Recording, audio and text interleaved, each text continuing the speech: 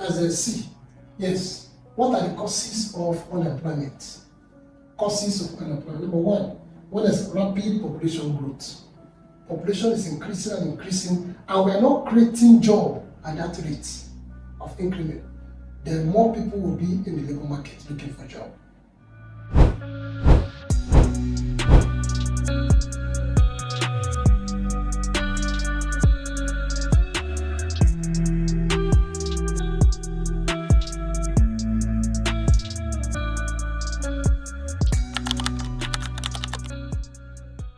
Lack of skills for education, where we don't improve ourselves to acquire the modern skills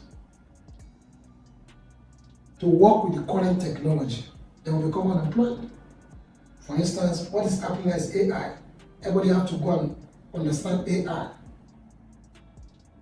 so as for you to be relevant. It doesn't matter which field you are operating. You must know how to apply AI, IT, technology in doing your work. Learning PowerPoint, learning what they call it, not just limiting yourself to Microsoft Word, Excel sheet. You must learn that. Data analysis. These are what is needed right now for you to become relevant. So educate yourself. If not, you become unemployed. Technological advancement. As technology is advancing, we need to move ahead. When technology is advancing, what happens? We now begin to use more machines than labor intensive. Before technology, we were using what? Labor intensive. Labor intensive means the use of more hands, use of more manpower, laborers, like working on the farm. But now, when technology advances, we are now used to go to what? Capital intensive. Like want to cultivate land for maybe acres of land for what they call it, for plantation of whatever. What do you need? You don't need to gather people again. Sometimes you hire up to 20 people to start cultivating, to start cutting. Get one tractor, it will do the work of 20, 30, 50 people for you. So when technology advancement, those guys are already unemployed. Okay?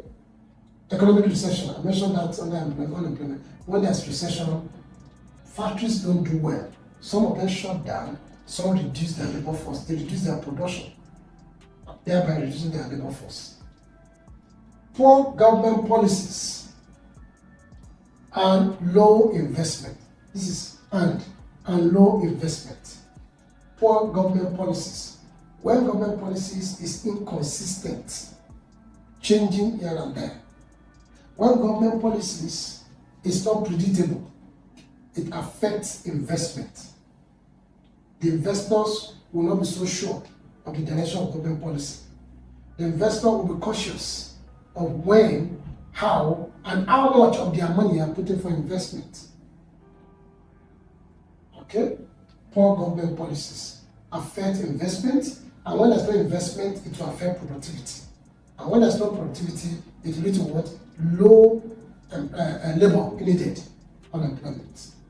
Industrial decline.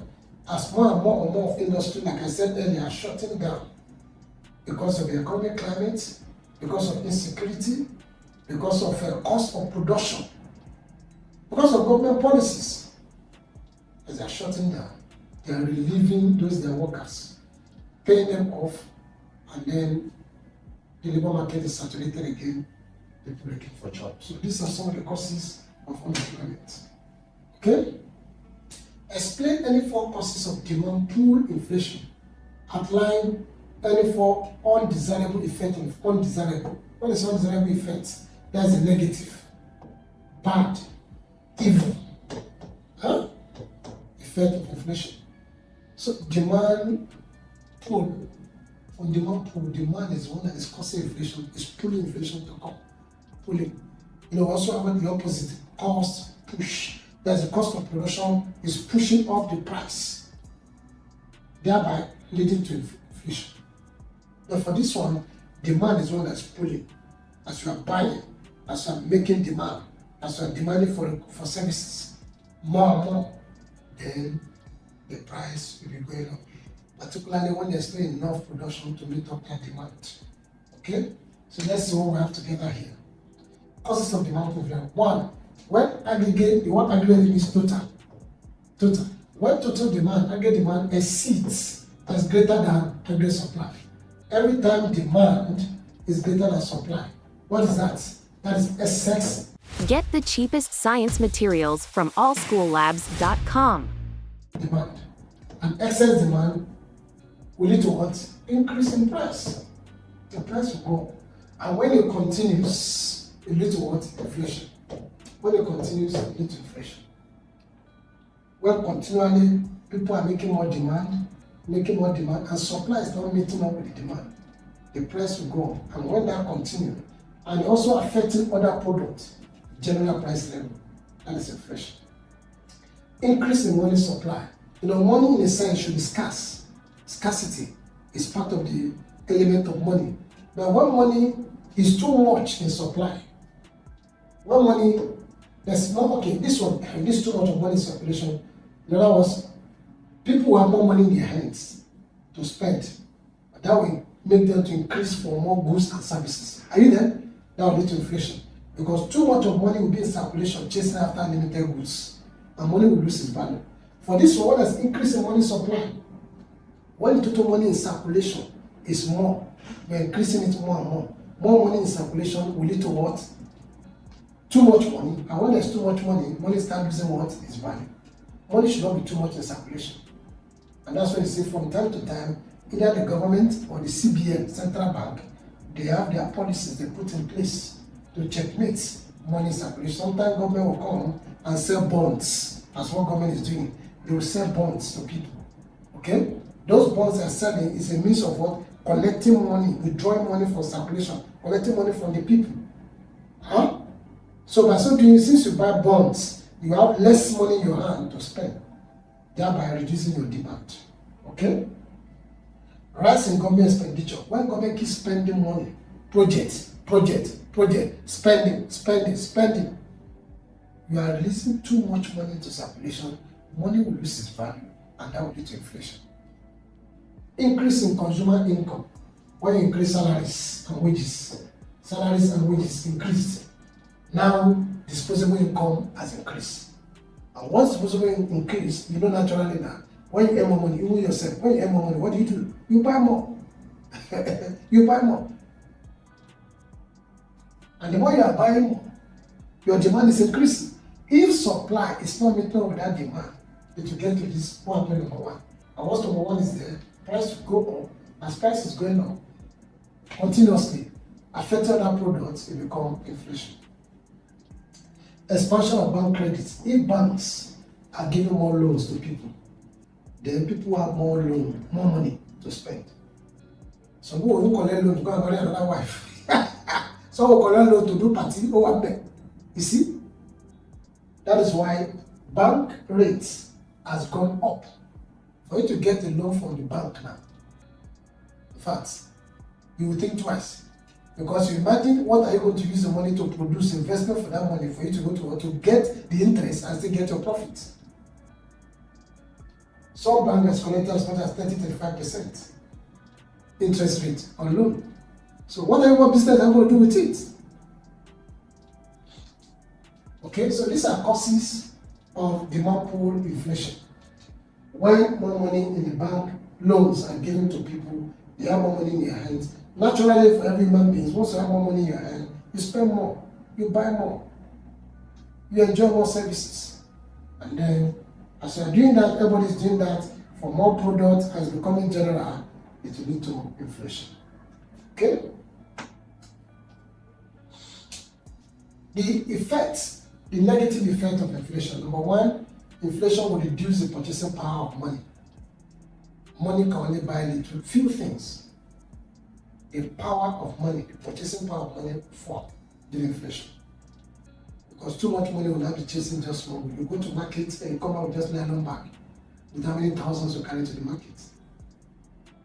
Difficult business planning. To plan becomes so difficult because of inflation. You want to build now. The bag of cement, they told you when you started this foundation, it was 11,000. Now before they tell you it's 12,000, another place is 13,000. So you cannot plan. Likewise in investment.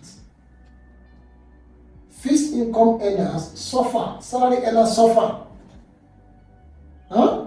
because your salary is still the same. Meanwhile, the price of things are going up. For instance, my salary is still the same. A loaf of bread, one loaf of bread was 800. Then 1,000. Then 1,2. Then 1,5. And your salary is still the same. The same salary within the space of 2-3 years. Okay? Since your salary still remains the same, you know what it means. And the price of bread has gone up like this. So how do you cope? Huh? Your salary then was 50,000, 50K. Then you can comfortably buy a loaf of bread. Now you can save it to 1,000. Then 1,500. Still on 50K. Run quick tests and analysis. Visit analysis.africa. Fees earners, salary earners suffers during inflation. Okay? Debtors gain at the expense of credit. I explained that earlier. Why? You got the loan, you borrow the money, you use it now. You have enjoyed, you have satisfied yourself. By the time you are paying back the owner of the money, the value of that money has gone down, because what the money can buy at that time cannot buy it again. You can buy what you use, you cannot buy it until you are paying back. It discourages saving. People don't want to save because saving does not make sense. If you save the 100,000 today, instead of using it, okay, you are planning to start building projects, and you just save 100,000. By the time you want to start the project, maybe November or December time, what 100,000 can buy today, this month of April, by December, it cannot buy it again. So why not use it now? Use it now. Use it now. So it discourages savings. These are some of the effects, negative effects, undesirable effect of inflation. Let's move on. What is economic integration? To integrate, come together. It's a group between free trade area and custom union. So we have three answers here. This. Okay? Let's see. Economic integration is the process by which two or more countries remove trade barriers, coordinate their economic policies to promote closer economic cooperation and growth. When two or more countries remove all forms of trade barriers, they coordinate their policies so as to promote what? Closer economic cooperation and growth. That is economic integration. Two countries can do that, more countries can do that. Okay? Now what ECOWAS plan, like ECOWAS, on the platform of ECOWAS, it can be done. On the platform of Commonwealth Nation, it can be done. Okay? And other organizations. What is a free trade? A free trade area is when member countries remove tariffs. What is tariffs? Custom duties. Custom duties. When member countries remove tariffs among themselves, but they maintain independent trade policies with non-member countries. Okay? Those of you that have that agreement, you remove tariff. But any country who is not part of your agreement, you maintain your individual policies with them. That's what we call free trade area. Okay? There's a place after Lekki and Jah side in Lagos, free trade zone, where Dangote built its refineries, where we have so many China companies there. Okay, I think that's why they're also taking, is this seaport? They're taking seaport in that place, Lagos state government, or whatever. So in free trade, you agree that all tariffs will be removed, those that are agreeing together, and those that are not part of their policies, you maintain your regular tariff with them. Custom union, where member countries, if you are within the same custom union, the member countries remove tariffs among themselves and adopt common external tariff against non-member. You can see now. The difference is that in this free trade, different countries will maintain their individual policies. But in the custom union, you have the same common external tariff against non-member. Why you remove for yourself, but for other members, you also agree for other people who are not our member, this is what you are going to charge them. You agree.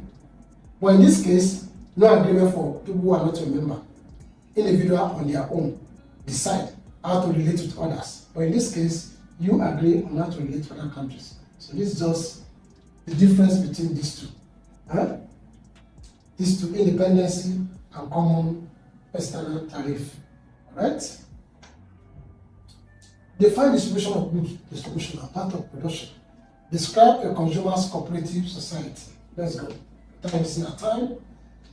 Distribution of goods is the process of making goods and services available from the producer to the final consumers. You know that production is not complete until when goods get to who? To the final consumers. Alright? So it has to move from the producer to the wholesaler to the retailer and of course to the final consumer. It at this point that production is complete.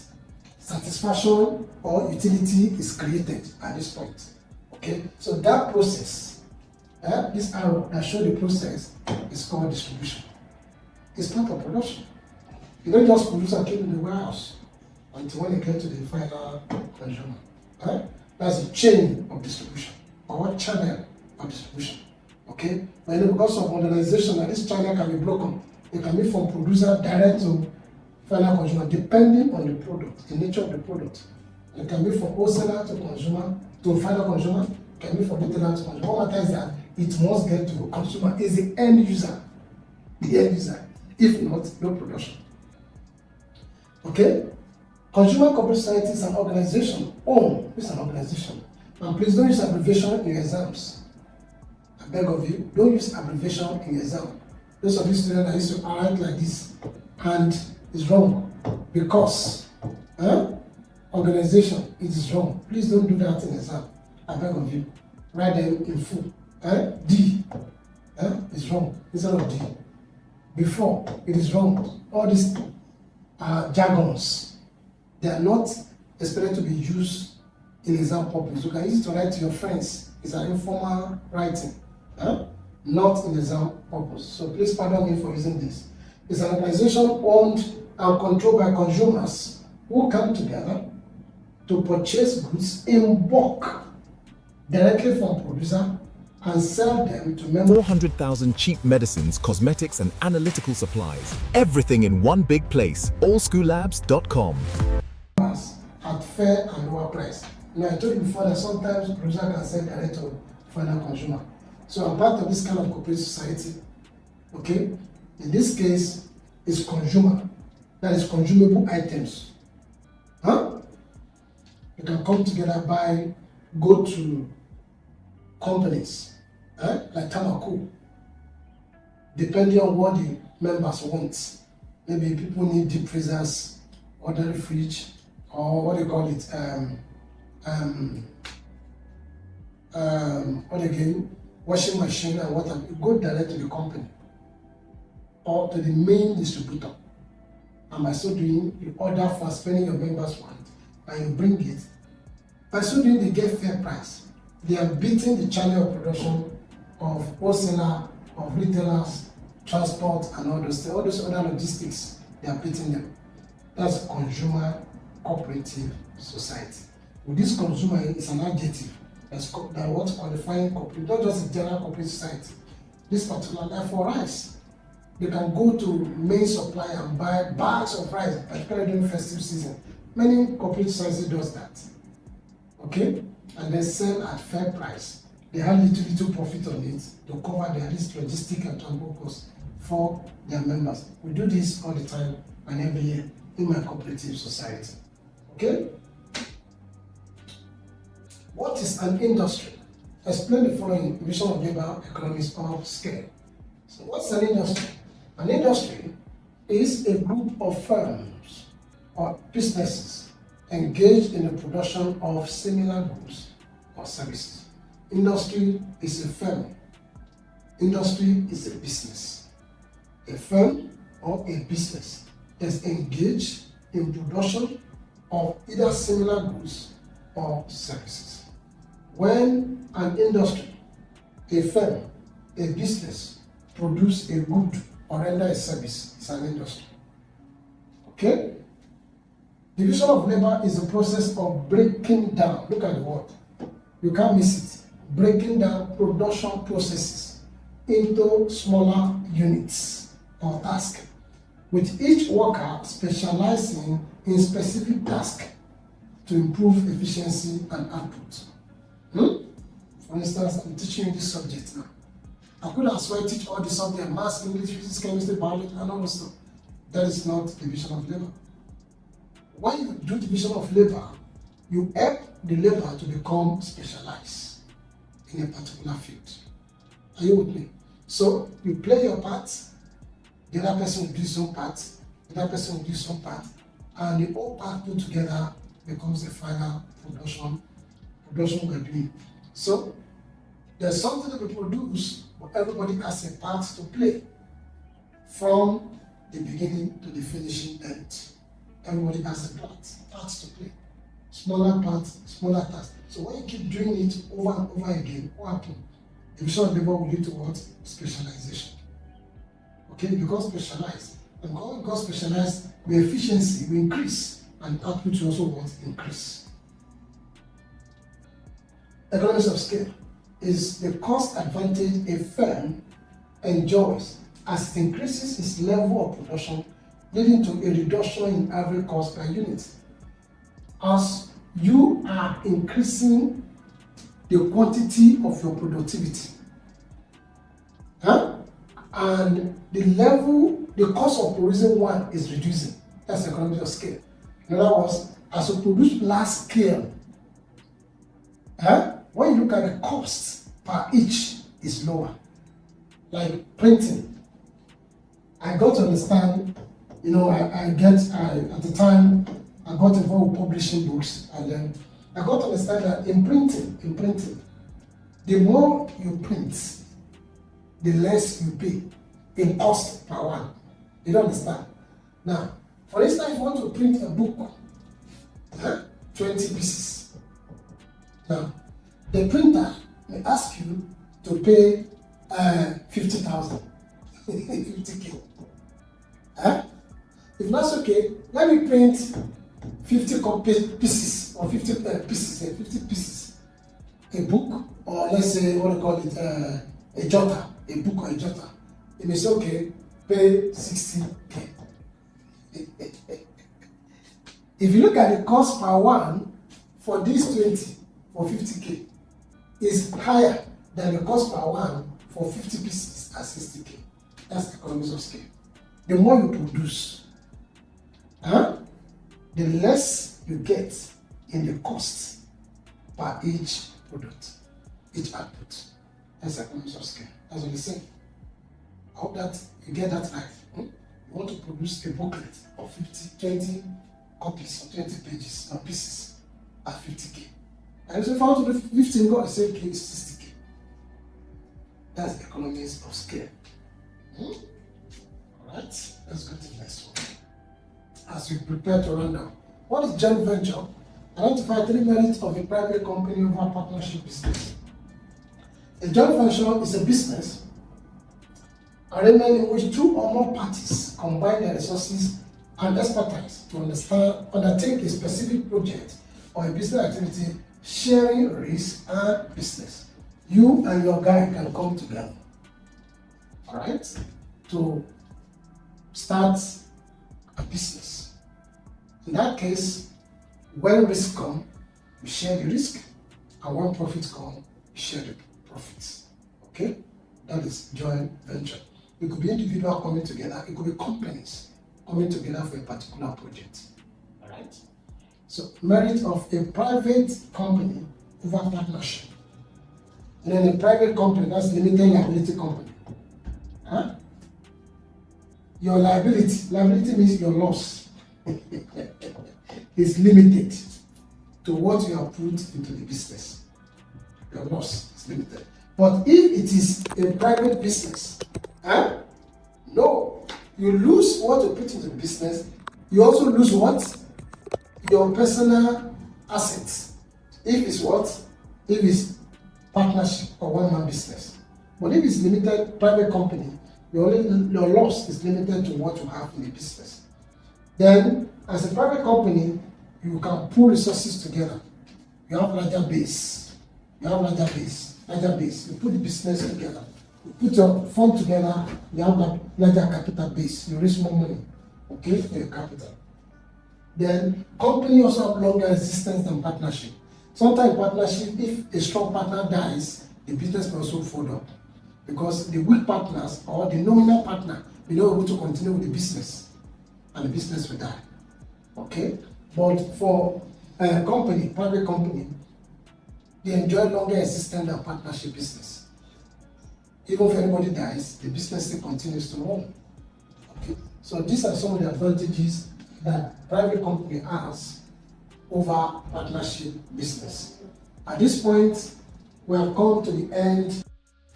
Run credible medical tests and chemical analysis here, from malaria to HIV tests. On this session. I hope you have gotten value for today. Please share the link with your friends, and if you have further questions, you can send to us so that we can reach out to you. Thank you for coming today, and hope to see you next time.